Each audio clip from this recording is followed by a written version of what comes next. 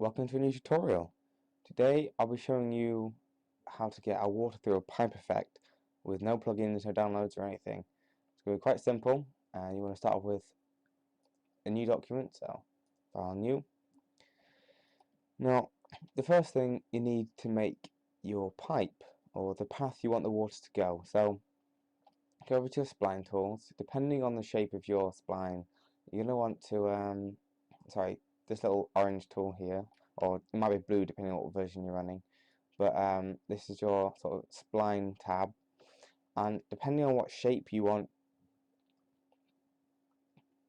your pipe to be, will depend on what shape you'll use. But I'm going to do a B spline for now, and I'm going to go into my right. Sorry if it dumps a little, it just crashed. Anyway, what I did is I had my 4 viewports open, and on the top right is the top view, and you click on the same button you got to get your viewports open. I'm going to zoom out a little, and I want my pipe to start here. And I'm just going to click and drag. Oh no, I'm not. Wrong one. Sorry, I don't want a B spline. I want my Bezier spline instead. They always confuse me. Anyway, so I want my spline to start here, and click and drag, which curves it. You just get the nice shape you want, and then click back over here, and one sec. Click over here, bend it round like that. That's my shape for my pipe. Now, not everyone's going to want it to be flat, so select that, and you'll be on your point selection. We'll go select all, and then press R on the keyboard, or this rotate symbol up here, and just rotate it into the shape you want. If I hold down Shift, it keeps it to increments of 5 degrees. So that's fine. Let's go rotate on that way a little bit. There we go. Now you want 2 copies of this, so select your spline over in your object panel, hold Control and drag down, or you can simply copy and paste. It has the same effect. So now what you're going to want to do is you're going to want to create a circular spline. So back onto this tab up here where you selected your other splines from, go over to circle, or in fact if you want it to be a star pipe or a flower cogwheel, you can have different sides. Well, usually pipes do tend to be circular, so I'm going to have a circular spline. You don't need to rotate it or anything, don't need to move it. What you want to do is change the diameter to the radius to how thick you want your pipe to be. So I don't really want it that thick, so if I press T on my keyboard, or even select this tool up here, then click anywhere on screen and drag inwards until you have your desired size. And so once you've done that, next to the tab where you selected your spline from, you'll see it's sort of like a little green ball in a little cage. If you click and hold on that, and then go over to sweep Nurbs and release. Now what this does, the sweep Nurbs, is when you put 2 splines in there, it creates a 3D object with the 2 splines. So if we drag either of our splines, they're both the same. Actually, if we go, yeah, so if we select and drag it into there, and then now it makes the circle will follow the spline down. So we drag it in there. There we go. There's my spline, but with the circle with the radius. So you need to make sure you do the spline first, because if I put the circle in first, it now makes the spline path the circle and goes like that. So as you can still see, it still has the same shape as my spline, but it goes around at a circle. So you need to make sure that you put your spline in first. And you can do that just by simply dragging it, wait till the black arrow is pointing downwards, and then release. So what we're going to do now, sorry about that, sorry, select your circle and hold control and drag down, because you need to keep this for a later stage. Right, so now you've got your sweep Nurbs. Now,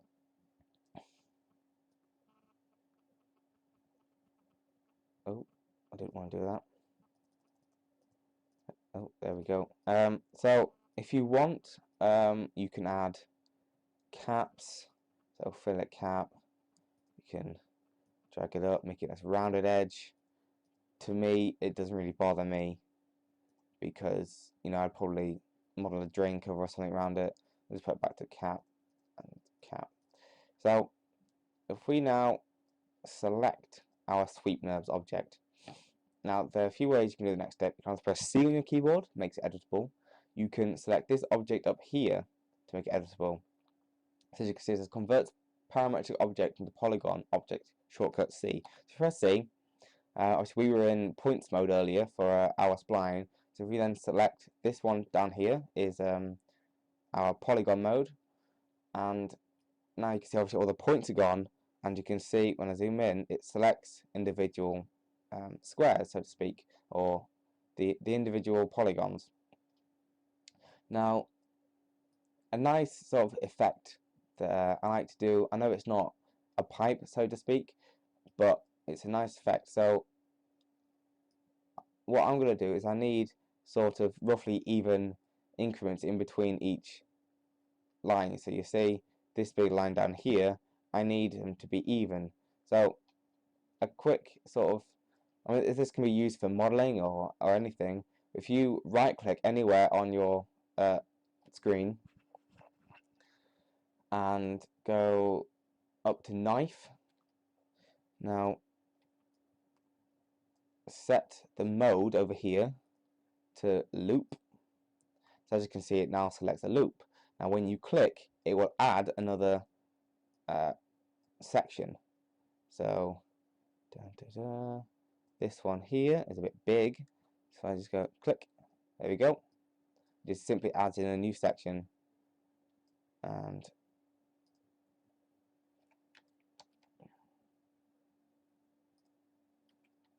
does help if you get the camera straight on so you can see whereabouts the knife tool is. There you go.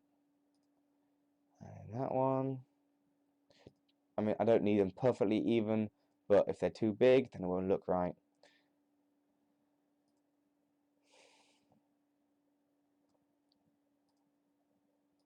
Because what I'm now going to do is if you go up to select, make sure you're on, if you're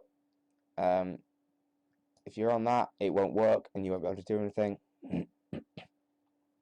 So make sure you are on polygon mode, go on select and loop selection. Now as you can see, it now selects the entire loop. Now you can, if you hover over the middle lines, select downwards, or any other line selects the loop. So if I click here, I don't want loop selection, I want ring selection, sorry, ring selection. Now if you click on the first one, hold down shift, and just click on leaving one gap in between each one.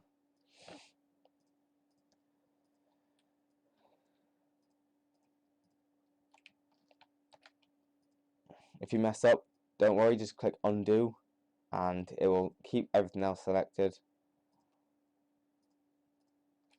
like that. Press undo and it keeps, now it just undoes the last selection. And nearly done.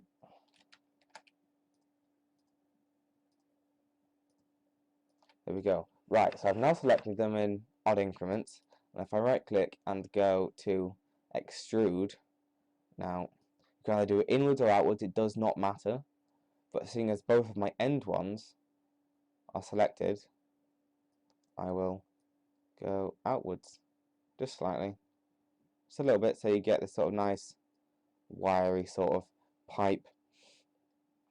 I used this for a project of mine recently, and it had sort of like a metallic liquid running through. Anyway, so if you go over to your sweep Nurbs, as you can see, it's only got the yellow ones selected. So for example, if I was to copy and paste this and try and move it, as you see, it messes up because it's only moving those that I've selected. So that doesn't look great. So what you want to do is, I just undo this. Now, click on this little plus sign here, which creates the drop down. Now select on the top sweep Nurbs, hold shift, and click on the bottom cap. That selects the entirety of that. And then go select all, over to object over here, and go connect and delete.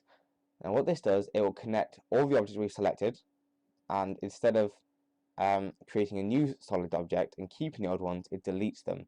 It just, if you want to, you can keep the old ones, but it's just easier. So now if I try and move it, it moves perfectly.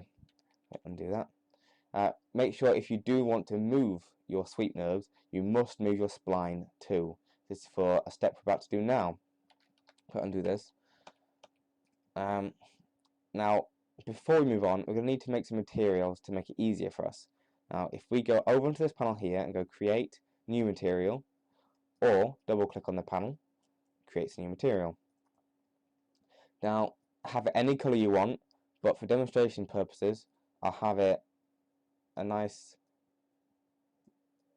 orangey copper sort of color, and then click on transparency, make sure it's turned on, and then go for about 90%, roughly about 90%, and change the transparency color to this orange. I'll test that out in a minute. Drag it onto your sweep Nurbs. As you can see, it's not very see-through. So if I just drag my my brightness, sorry, up to about 98, and then bring this over here. See what that looks like. There we go. So it's kept the color. I just made it lighter. That's all. Makes it lighter for the objects to pass through it, basically. Now, this is where we create the liquid. So we have our spline and our circle, as we did exactly the same with this one. We're going to want to go over to this tab again with the caged ball. Go back to sweep Nurbs, and once again, make sure you drag your spline first into the sweep Nurbs. Now we can rename this pipe if you want to, so you don't get confused. Pipe, and then drag your circle in once again. As you'll see, it's created an object on the inside. If we quickly render this out, see, as you can see, the where we extruded the previous one, they hang over the edge. But you want the liquid to be on the inside. So what you want to do is you want to make your circle a little bit smaller. So over on the scale tool or T, click anywhere and drag inwards. Make sure your circle is selected. So on here, and as you can see just then, it was, there you go, it made it smaller. So now if I click render, there, it's on the inside. Now, it's not very see-through, and I don't like it. So I'm actually just going to take my color back to white and take this down to about 90, and now see what it looks like. There we go. That's a lot better. In fact, I can add some reflection too. Reflection, about 40. See what this looks like. Yeah, it's not bad. Sorry about that. Anyway, back to the liquid. So, if you don't know how a sweep Nurb works, you can have your sweep Nurb, and if you go to Object, where it says End Growth and Start Growth, you can drag these up and down. As you see, there you go. It basically follows the spline with the circles. It moves the spline along the circle, and then finishes there. I mean, you can, if you've got a really pointed edge on your pipe, you can change your end scale, and it moves it. Looks like a hair. And then if you were then to go down like that, it would slowly get thinner. Or if you have that at 100, oh yeah, you can have it going upwards like that. So if I just set this back to 100, if you have that at 100 and your end growth at 100, and change your start growth, you can have it going the other way. So for example, if you then turn your end growth up, it comes down that way, and change your end scale, it can go from large to thinner. So you drag it up and it goes down. So those are just things to play about with. But anyway, we're going to want our end scale to be left on 100 unless you have other needs. And we're going to go to about frame 40, just, you know, okay, frame 30, 40, it doesn't even matter, and you're going to make sure it goes your start growth and end growth on 100. When it says end growth on 100, on whatever your starting frame is, hold Control and click in this little circle here, turns it red. Now as you can see, it's created a keyframe, but be sure you do not click here. That will not do anything. You need to make sure that you click on the little circle while holding Control and it creates a keyframe. Now if we go to frame 60, as you can see, the little red circle's gone because the keyframe is not there, but it still has the same properties. If we then drag it up, it then goes orange because it's now got different properties, but the keyframe is still a previous one. So if we now hold Control and click on the circle, it's now created a new keyframe, and we're on that keyframe. So we then go back to the start, and if we click play, just to see what it's going to look like, it plays through, and there's a motion. This is the basic theory behind the project here. And if we make it nice with texture, we go there, reflection, just play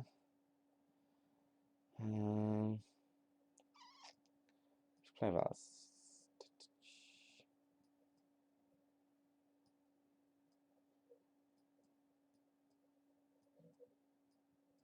just see what looks good. Yeah, it's fine. And we add, actually, I want a blue tint to it.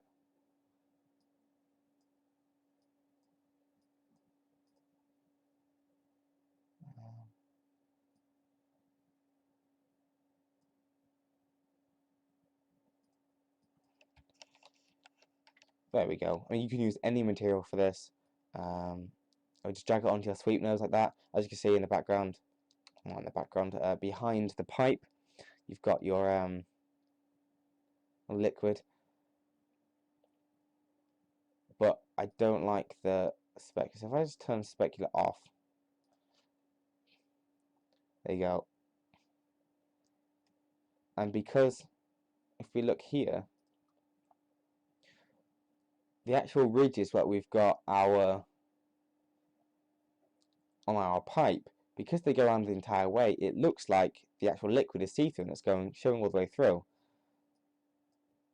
So if we just a quick go and just pause it there,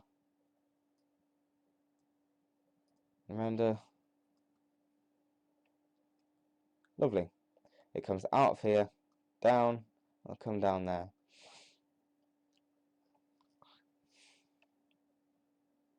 Now, if you wanted to actually put this pipe onto something, I'll show you how, and I'll show you how to model around it. So if we select everything, so both objects, and go Alt G, this puts it into a group, rename this pipe, and what I'm going to want to do is I'm going to create a plane. So if I click plane, select R on the keyboard of this tool up here, rotate it around while holding shift so it goes to 90 degrees in 5 increments, and bring it back. Oh, didn't want to do that. Make sure you drag on these little arrows so it keeps it nice and straight. So if I now rotate it to match that, so it looks about that. Go there. Yeah, that looks about fine. Now I want to rotate my pipe this time because I want my wall to be straight. So if it comes over,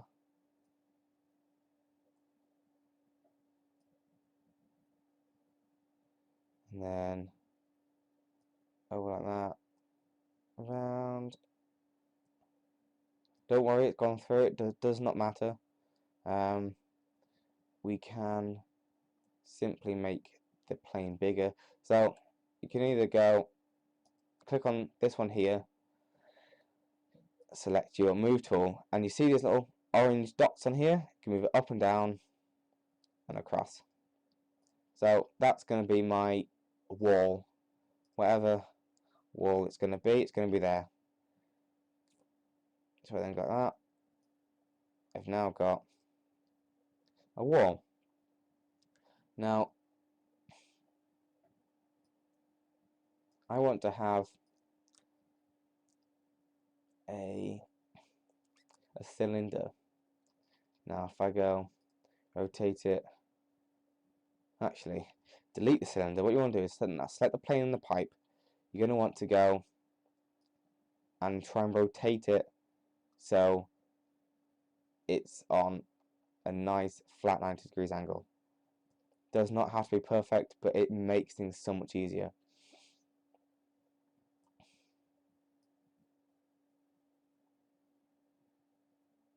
That'll do. That will do. Now, okay, no, it won't. I just want to do it a little bit more. There we go. That's going to have to suffice. Now, create a cylinder and rotate it towards you 90 degrees, or away from you. It's just easier towards you. Now, select, or zoom in. Make sure you're still on this mode, and where it's on here, drag it out. Just about there. And on the green one here, drag it inwards. I just makes it smaller. And just drag it up to where your pipe is. And then, so you might have that. And then, which one do you want to have? I don't know, say you want a handle around the outside. So just go on the cylinder and see what the radius is. Double click on there and Control C, that copies the radius. Now, we want to, it's just going to be easier to make a torus for now. And then it says where it says ring radius, double click in there and paste in what you just copied. Rotate it out so it's at 90 degrees. Oh, if it'll let me do it. There we go. Move it upwards, across, out into where your ring is. Now I know I said to copy and paste it, but what you want to do now is you're going to want to make your pipe radius quite small, like a handle. So I'll go 15. So what I did there was just made my ring radius bigger and my pipe radius stayed the same. I've just put it against the wall, ready for the next step, which consequently is to make the bars in the middle. So go over to this object here, little square object, and go cylinder. That's how we did before. And now, if you want to make the ring radius quite small, not the ring radius, sorry, the radius, and the height can come down too. Now, I drag this up, across, and back. And again, what you want to do is you want to try and get it straight in the middle, right there. just go over just a little bit. Right. Now, you see you've got that, you pull it out, just to where that is. And it's starting to come out of there. So, if we rotate it just a slight bit, it puts it back into a bit more. See, it puts it back into there, and it's not coming out enough yet. So then, oh, that needs to come over. About there. Right. Now go up to MoGraph up on the top and select Cloner. Now this is just a lot quicker. You can do this manually if you want to, but I prefer to do it on Cloner. So select your cylinder, drag it into your Cloner object. Now what you'll find is it's now put them into the 3. So we just drag them, actually no, just leave them there for now, and select your count. So how about 5? Go from select your mode, linear, to radial. And that's it actually. Quick tip on, you can change the planes depending on how you've got your setup. You can change it around, but I'll have mine on ZY. Now select this, drag it back, across, and up. So if you go, if it's easier, just rotate it around so it looks just about on the front bit, across. Now if you go to your cloner and change the radius, make the radius bigger, and then just move it backwards. Make the radius even bigger, so there we go. And I'll add more. I have about 10. There we go, as my handle. Now this can be so much more detailed. You can have nuts and bolts, you can have different textures, you can have grungy, you can have sewer textures, you can have all sorts, but it's just going to be simple for tutorial purposes. So if I have, that starts at what? It starts at 30. So if I have my cloner object and if I rotate it on frame 30, if I go around 450 and I click the keyframe button, go back to 0 and just rotate it again, not really bothered, and go. So if we now watch this, if I click play, it now spins around and out comes the water. That's pretty much it, guys. I've